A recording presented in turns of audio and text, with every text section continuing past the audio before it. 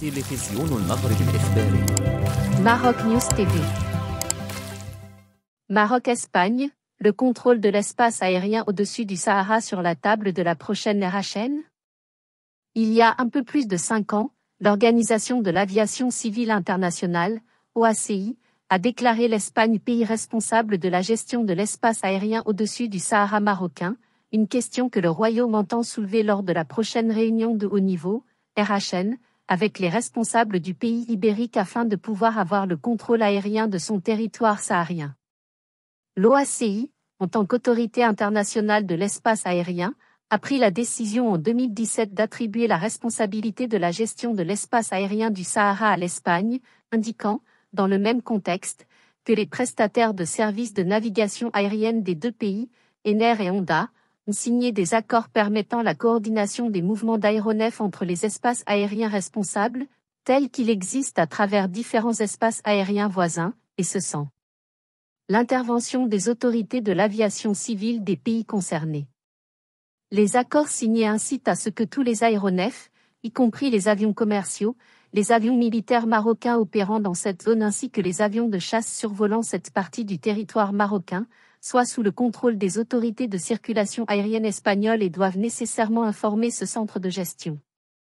Cet espace aérien est considéré comme l'une des routes les plus fréquentées par les compagnies aériennes couvrant les liaisons entre l'Europe et l'Amérique du Sud et géré par le centre de contrôle du trafic aérien localisé à l'aéroport de Gando situé à l'île de la Grande Canarie. L'organisation internationale avait également imposé au Royaume une collaboration continue qui nécessite d'informer les autorités responsables lors de la présence de l'un de ces aéronefs sur l'espace aérien du Sahara, justifiant ainsi qu'il s'agit d'une routine renforçant la sécurité et l'organisation de trafic aérien. Toutefois, il semble que le Maroc envisage, lors de la réunion de haut niveau entre les responsables des deux nations, qui était prévue vers la fin du mois de novembre mais reportée pour début 2023, la discussion d'une proposition exprimant son souhait de gérer et contrôler l'espace aérien de son territoire saharien. C'est d'ailleurs ce qu'ont confirmé des sources politiques au journal espagnol OK Diario.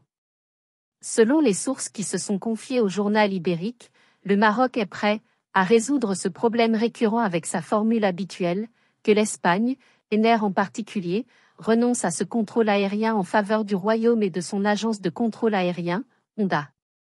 Elles affirment ainsi qu'il s'agit de la prochaine problématique à débattre lors de la RHN et c'est à quoi Pedro Sánchez devra s'attendre. Depuis la reprise du cours normal des relations entre le Maroc et l'Espagne et le soutien du voisin européen du plan marocain d'autonomie au Sahara, plusieurs coopérations ont appuyé la volonté des deux pays de renforcer les liens et unir leurs forces au niveau de plusieurs domaines de grande importance.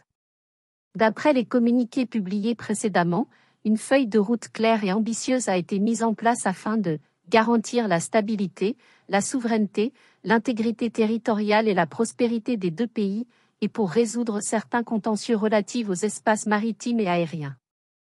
Par ailleurs, la réunion de haut niveau, RHN, représente un grand intérêt pour les gouvernements des deux pays, eu égard à l'importance des sujets qui seront évoqués tels que le renforcement des relations économiques, la présence d'entreprises des deux côtés du détroit, la transition écologique et la gestion ordonnée des migrations, avait affirmé la porte-parole du gouvernement espagnol, María Jesús Montero, lors d'un point de presse qui a pris place suite à la réunion hebdomadaire du